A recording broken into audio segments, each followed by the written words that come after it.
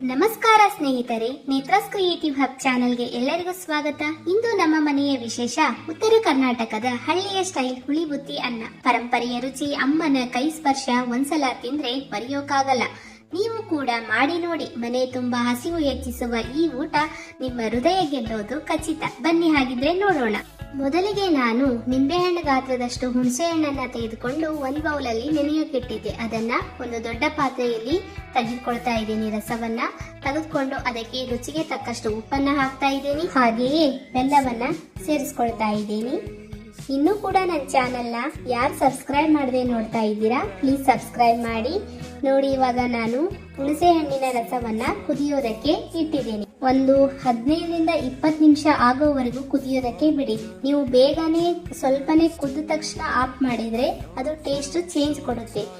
ಈ ಹುಣಸೆ ಹಣ್ಣಿನ ರಸ ಫುಲ್ ಗಟ್ಟಿ ಬರಬೇಕು, ಅಲ್ಲಿವರೆಗೂ ಅದನ್ನ ಕುದಿಸಿ. ಎಷ್ಟು ಚೆನ್ನಾಗಿ ಟೇಸ್ಟ್ ಕೊಡುತ್ತೆ ಅಂದ್ರೆ ನೀವು 4 ದಿವಸ ಆದ್ರೂ ಆ ರೈಸ್ ಅನ್ನ ಊಟ ಮಾಡಬಹುದು, ಅಷ್ಟು ಚೆನ್ನಾಗಿ ಕೊಡುತ್ತೆ. ಬೇಕಾಗಿರೋ ಸಾಮಗ್ರಿಗಳನ್ನ ನೋಡೋಣ ಬನ್ನಿ. ನೋಡಿ, ಇಲ್ಲಿ ನಾನು ಸಣ್ಣದಾಗಿ ಕಟ್ ಮಾಡಿರುವಂತಹ ಬೆಳ್ಳುಳ್ಳಿ, ಕರಿಬೇವು, ಸಾಸಿವೆ, ಹಾಗೆ ಗ್ರೈಂಡ್ ಮಾಡಿದಂತಹ ಸಾಸಿವೆ ಪುಡಿ, ಸಣ್ಣದಾಗಿ ಕಟ್ ಮಾಡಿರುವಂತಹ ಮೆಣಸಿನಕಾಯಿ, ಕೊತ್ತಂಬರಿ ಹಾಗೂ ಶೇಂಗಾ ಅನ್ನ ಮತ್ತೆ ಬಿಸಿ ಅನ್ನವನ್ನ ಆರೋದಕ್ಕೆ ಇಟ್ಟಿದ್ದೀನಿ.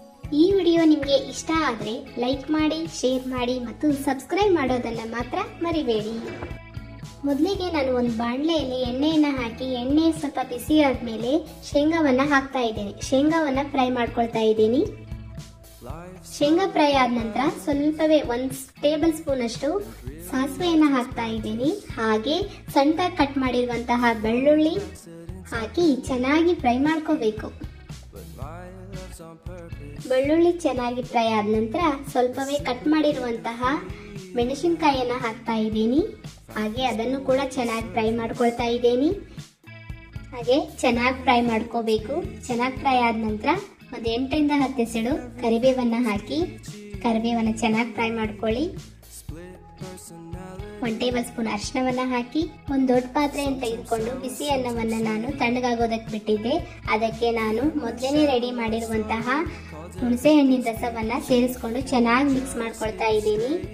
ಹುಣಸೆ ಹಣ್ಣಿನ ರಸವನ್ನ ನಮ್ಗೆ ಎಷ್ಟು ಬೇಕೋ ಅಷ್ಟನ್ನ ಮಾತ್ರ ಹಾಕೊಳ್ಳಿ. ಜಾಸ್ತಿ ಹಾಕಿದ್ರೆ ಹುಳಿ ಜಾಸ್ತಿ ಆಗುತ್ತೆ. ಸೊ ನಿಮ್ಗೆ ಎಷ್ಟು ಬೇಕೋ ಅಷ್ಟನ್ನೇ ಮಾತ್ರ ಹಾಕಿ ಒಂದು 5ರಿಂದ 10 ನಿಮಿಷ ಹಾಗೆ ಬಿಡಿ. ಆಮೇಲೆ ಅದಕ್ಕೆ ಒಗ್ಗರಣೆಯನ್ನ ರೆಡಿ ಮಾಡಿ ಇಟ್ಕೊಂಡಿದ್ವಲ್ಲ, ಆ ಒಗ್ಗರಣೆಯನ್ನ ಮೇಲ್ಗಡೆ ಹಾಕಬೇಕು. ಹಾಕಿ ಚೆನ್ನಾಗಿ ಅದನ್ನ ಕಲಿಸ್ಕೋಬೇಕು. ಇನ್ನೂ ಕೂಡ ನನ್ನ ಚಾನೆಲ್ನ ಯಾರು ಸಬ್ಸ್ಕ್ರೈಬ್ ನೋಡ್ತಾ ಇದ್ದೀರಾ, ಪ್ಲೀಸ್ ಸಬ್ಸ್ಕ್ರೈಬ್ ಮಾಡಿ. ನೋಡಿ, ನಾನು ಚೆನ್ನಾಗಿ ಅದನ್ನ ಕಲಿಸ್ಕೊಳ್ತಾ ಇದ್ದೀನಿ. ಇದನ್ನ ನೋಡ್ತಾ ಇದ್ರೇನೆ ಬಾಯಲ್ಲಿ ನೀರು ಬಂದ್ಬಿಡುತ್ತೆ, ಅಷ್ಟು ಚೆನ್ನಾಗಿ ಟೇಸ್ಟ್ ಕೊಡುತ್ತೆ ಇದು. ಇದನ್ನ ನೀವು ಕೂಡ ಮನೇಲಿ ಒಂದ್ಸರಿ ಟ್ರೈ ಮಾಡಿ ನೋಡಿ, ಪಕ್ಕಾ ನಿಮ್ಗೆ ತುಂಬಾ ಇಷ್ಟ ಆಗುತ್ತೆ. ನೋಡಿ, ಚೆನ್ನಾಗಿ ಅದನ್ನ ನಾನು ಕಲಿಸ್ಕೊಳ್ತಾ ಇದ್ದೀನಿ. ಇದು ನಮ್ಮಮ್ಮ ನಮಗೆ ಕಲಿಸ್ಕೊಟ್ಟಿರುವಂತಹ ರೆಸಿಪಿ. ತುಂಬಾ ಚೆನ್ನಾಗಾಗುತ್ತೆ. ಅಮ್ಮನ ಕೈ ರುಚಿಯ ಊಟ ಅಂದ್ರೇನೆ ಮನಸ್ಸಿಗೆ ತುಂಬಾ ಸಂತೋಷ ಆಗುತ್ತೆ. ಇವತ್ತು ಆ ರುಚಿ, ಆ ಸುವಾಸನೆ ನಿಮಗಾಗಿ ನನ್ನ ಅಡುಗೆ ಮನೆಯಲ್ಲಿ. ನೋಡಿ, ಸಾಸಿವೆ ಪುಡಿಯನ್ನ ಮೇಲ್ಗಡೆ ಹಾಕ್ತಾ ಇದ್ದೀನಿ. ಸ್ವಲ್ಪವೇ ಹಾಕಿ, ಜಾಸ್ತಿ ಹಾಕಿದ್ರೆ ಕಹಿ ಆಗುತ್ತೆ. ಸ್ವಲ್ಪವೇ ಹಾಕಿ ಚೆನ್ನಾಗಿ ಮಿಕ್ಸ್ ಮಾಡ್ಕೊಳ್ಳಿ. ಇದನ್ನ ಮೇಲ್ಗಡೆ ಹಾಕೋದ್ರಿಂದ ಟೇಸ್ಟ್ ತುಂಬಾನೇ ಅಂದ್ರೆ ತುಂಬಾ ಚೆನ್ನಾಗಿ ಕೊಡುತ್ತೆ. ಅದೊಂಥರ ಸಾಸಿವೆ ಫ್ಲೇವರ್ ಬರುತ್ತೆ, ಅಷ್ಟು ಚೆನ್ನಾಗಿ ಟೇಸ್ಟ್ ಕೊಡುತ್ತೆ. ಹಾಗೆಯೇ ಸಣ್ಣದಾಗಿ ಕಟ್ ಮಾಡಿರುವಂತಹ ಕೊತ್ತಂಬರಿಯನ್ನ ಮೇಲ್ಗಡೆ ಹಾಕ್ತಾ ಇದ್ದೀನಿ. ಇದು ಎಷ್ಟು ಚೆನ್ನಾಗಿ ಟೇಸ್ಟ್ ಕೊಡುತ್ತೆ ಅಂದ್ರೆ ತುಂಬಾನೇ ಅಂದ್ರೆ ತುಂಬಾ ಚೆನ್ನಾಗಿ ಟೇಸ್ಟ್ ಕೊಡುತ್ತೆ. ಇದನ್ನ ನೀವು ಮನೇಲಿ ಒಂದ್ಸರಿ ಟ್ರೈ ಮಾಡಿ ನೋಡಿ, ಪಕ್ಕಾ ಇದರ ಅಭಿಮಾನಿನೇ ಆಗ್ತೀರಾ ನೀವು, ಅಷ್ಟು ಚೆನ್ನಾಗಿ ಟೇಸ್ಟ್ ಕೊಡುತ್ತೆ. ನೋಡಿ, ಅದನ್ನ ಚೆನ್ನಾಗಿ ನಾನು ಮಿಕ್ಸ್ ಮಾಡ್ಕೊಳ್ತಾ ಇದ್ದೀನಿ. ನೋಡಿ, ಇವಾಗ ನಮ್ಮ ಉತ್ತರ ಕರ್ನಾಟಕದ ಹುಳಿಬುತ್ತಿಯನ್ನ ಇವಾಗ ಸವಿಯಲು ರೆಡಿ ಆಗಿದೆ. ನೀವು ಕೂಡ ಮನೆಯಲ್ಲಿ ಒಂದ್ಸರಿ ಟ್ರೈ ಮಾಡಿ ನೋಡಿ. ನನ್ನ ವಿಡಿಯೋ ನಿಮಗೆ ಇಷ್ಟ ಆದರೆ ಲೈಕ್ ಮಾಡಿ, ಶೇರ್ ಮಾಡಿ, ಹಾಗೆ ಕಾಮೆಂಟ್ ಮಾಡೋದನ್ನ ಮಾತ್ರ ಮರಿಬೇಡಿ. Thank you for watching. ಹೀಗೆ ನನಗೆ ಸಪೋರ್ಟ್ ಮಾಡ್ತಾ ಇರಿ. ಒಳ್ಳೆಯ ರೆಸಿಪಿಗಳಿಗಾಗಿ ನನ್ನ ವಿಡಿಯೋವನ್ನ ನೋಡ್ತಾ ಇರಿ. Thank you. Story called everything's peachy. Can we just skip straight to the plot twist, please?